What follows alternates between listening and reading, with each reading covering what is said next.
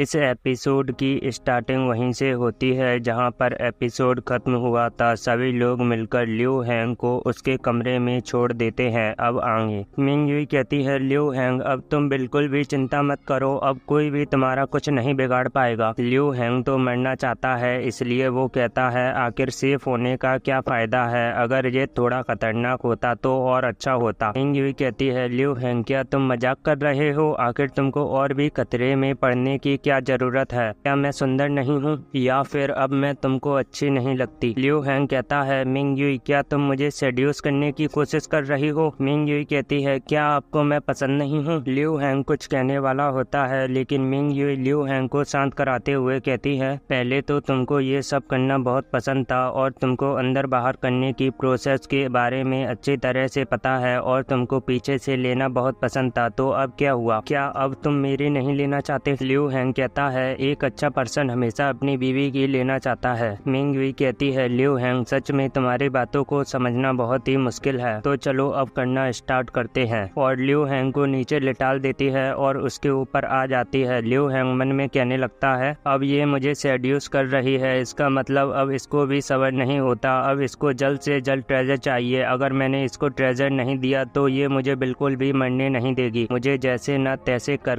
Treasure को ढूंढकर इसको देना होगा ताकि मैं जल्दी से मर सकूं। अगर मैंने इसको वो ट्रेजर नहीं दिया तो ये जिंदगी भर मुझे मरने नहीं देगी। मिंग युई कहती है, चलिए पतिदेव अब करना स्टार्ट करते हैं, लेकिन थोड़ा जेंटल होके कीजिएगा। इसके बाद रात का कार्यक्रम स्टार्ट हो जाता है। अब कुछ देर के बाद पूरी तरह से हो जाने के बाद मिंग युई कहती है, तो बताओ पतिदेव आखिर तुमको कैसा लगा। वो कहता है, इतने लंबे समय तक जेल में बंद रहने के बाद ये करके सच में मजा आ गया। मिंग युई कहती है, मैंने तुम्हारे साथ वो सब किया, कहीं तुम उसकी वजह से मेरे से नाराज तो नहीं हो। लिू हैंग कहता है, इसमें नाराज होने वाली कौन सी बात है। हाँ, अगर तुम ये कहो कि क्या तुम्हें वहाँ पर मजा आया तो ऑफ कोर्स मुझे वहाँ पर बहुत ही मजा आया। ये सुनकर मिंग युई कहती है, मजा, आखिर तुमको वहाँ पर मजा किस बात पर आया। लिू हैंग कहता है, ऐसा इसलिए क्योंकि तब तुम मुझे मारना चाहती थी। तुम मार्शल आर्टिस्ट में बहुत ही अच्छी हो और तुम बहुत ही होशियार हो, लेकिन तुम जैसी इतनी होशियार मार्शल आर्टिस्ट ने मुझसे शादी कर अपनी वर्जिनिटी मुझको क्यों दे दी। खैर इन बातों को छोड़ो, लेकिन ये तुम्हारे लिए बहुत ही शर्मनाक बात होगी कि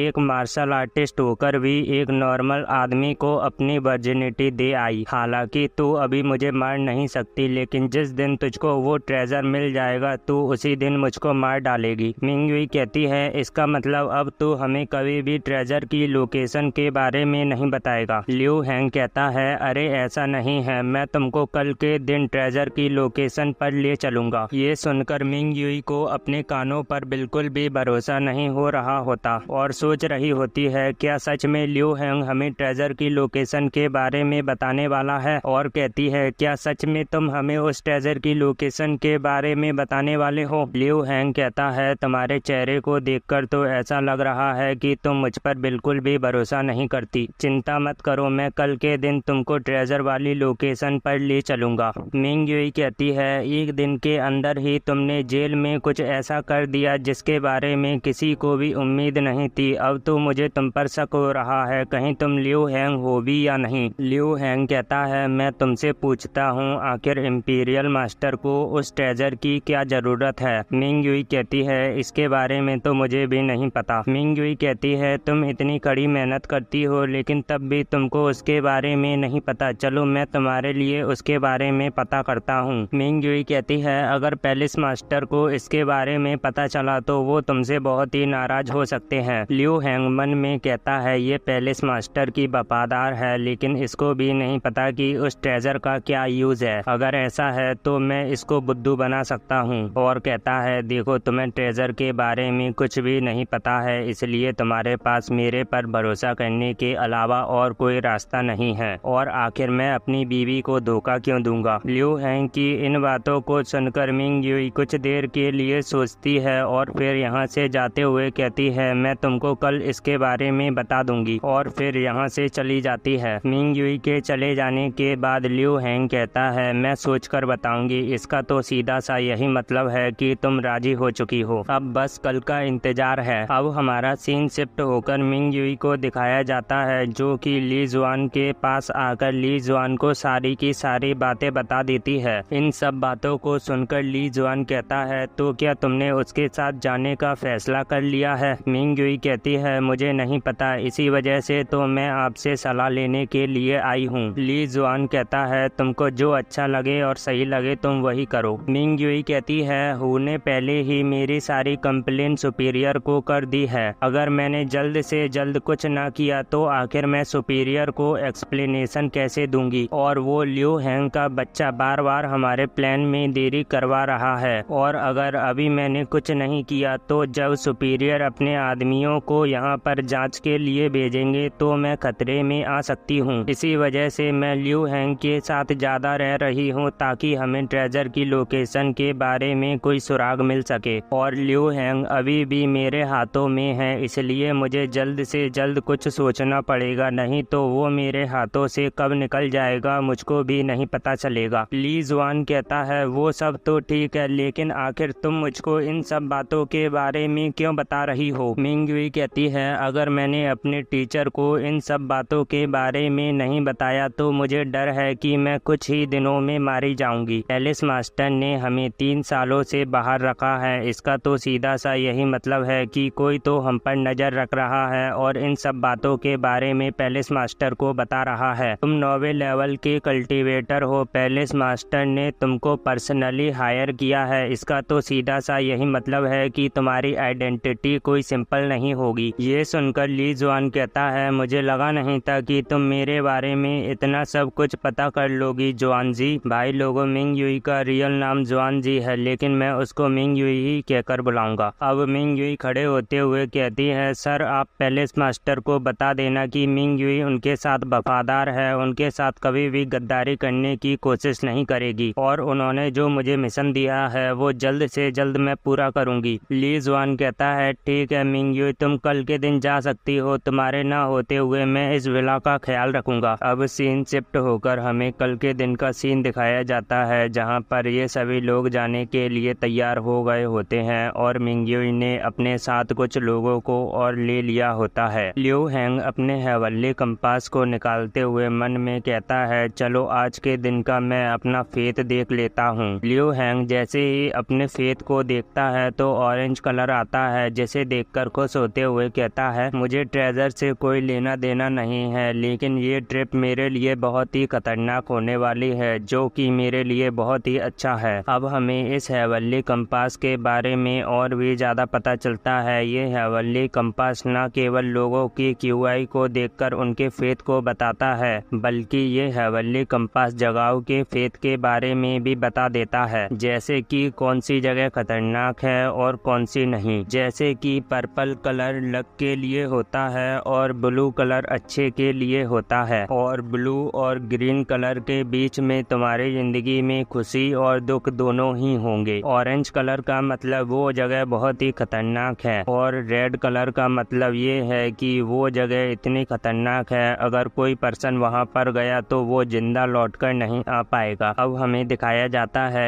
एक आदमी दूसरे आदमी से कहता है, उस लड़के ने तो हमसे कहा था कि वो हमें ट्रेजर वाली लोकेशन पर लेकर जाएगा, तो अब ये कर क्या रहा है? दूसरा कहता है, पता नहीं, शायद से बाहर आने के लिए उसने झूठ बोला हो। वैसे भी जब भी मैं उससे उस ट्रेजर की लोकेशन के बारे में पूछता हूँ तो वो यही कहता है कि सीक्रेट को सीक्रेट ही रहने दो। पता नहीं ये पागल तो नहीं हो गया है। पहला वाला लड़का कहता है, वो कह रहा था कि लियो फैमिली के ट्रेजर के बारे में सिर्फ लियो फैमिली का मेंबर ही पता लगा सकता है, इसी वजह से मिंग युई ने इसको छोड़ दिया है, नहीं तो हमारी मिस कब का इसको मार चुकी होती। अब मिंग युई लियो हैंग के पास आते हुए कहती है, लियो हैंग आखिर तुम ये क्या फालतू के काम कर रहे हो? अगर तुम हमें ट्रेजर की लोकेशन के बारे में नहीं बताना चाहते तो कोई बात नहीं, लेकिन ये तो बता सकते हो कि जाना किस तरफ है। लियो हैंग कहता है, अरे इतनी भी जल्दी क्या है, रुको मैं लोकेशन के बारे में पता लगा रहा हूँ। और मन में कहने लगता है, इस विला का कलर ब्लू या पर्पल है, अगर मैं यहाँ पर रहा तो मैं कभी नहीं मर पाऊंगा। अगर मुझे जल्दी से मरना है तो मुझे इस विला को छोड़कर माउंटेन से नीचे जाना होगा। और ये नॉर्थ वाली साइड पर बहुत ही ज्यादा ऑरेंज कलर दिख रहा है, इसका मतलब अब मैंने फैसला कर लिया लिया है कि अब मुझे नॉर्थ की साइड जाना है। अब सभी से कहता है चलो मैंने ट्रेजर की लोकेशन के बारे में पता लगा लिया है, सबसे पहले हमें इस माउंटेन को छोड़ना होगा, तो चलो जल्दी से। अब हमारा सीन शिफ्ट होता है और हमें दिखाया जाता है ये सभी लोग अपने सफर पर निकल चुके होते हैं। कार्ट के अंदर से लियो हैंग चिल्लाते हुए कहता है आखिर तू कार्ट को कैसे चला रहा है? अगर तू कार्ट को ऐसे ही चलाता रहा तो ट्रेजर वाली लोकेशन पर पहुंचने से पहले ही मेरी कमर टूट जाएगी, इसलिए थोड़ा ध्यान से तो चला। ये चिल्लाकर कहता है अगर तेरी कमर में इतना ही दर्द हो रहा है तो तू उतर के क्यों नहीं चल लेता? लियो हैंग कहता है यार अब तू गुस्सा करना बंद कर, तुझको तो पता है मैं पहले से ही बहुत घायल हूँ, और अगर मैं ऐसी कंडीशन में भी चला तो कहीं मैं मर गया तो क्या इसकी जिम्मेदारी तू लेगा? कहीं ऐसा तो नहीं तू ही मुझे मरवाना चाहता हो? वो चिल्लाकर कहता है आखिर कमीने मैं तुझको क्यों मरवाना चाहूंगा? मिंग युई उस ड्राइवर से कहती है तू उससे चैटना बंद कर और थोड़ा धीरे धीरे ही गाड़ी को चला। वो कहता है ठीक है मिस। लियो हैंग हंसते हुए कहता है ओहो बड़ी जल्दी ही मेरी बीवी की बात मान ली, वैसे अगर तू मुझे जान से मारना चाहता है तो तू मुझे मार सकता है। ये सुनकर वो ड्राइवर गुस्से में कहता है आखिर कमीने मैं तुझको जान से क्यों मारूंगा? मिंग युई कहती है लियो हैंग हमें निकले हुए 3 घंटे से भी ज्यादा समय हो गया है, लेकिन अभी तक तूने हमें ट्रेजर के बारे में बिल्कुल भी नहीं बताया है, कहीं तो वैसे ही तो हमें घुमा नहीं रहा। इसी के साथ ये वाला एपिसोड खत्म होता है।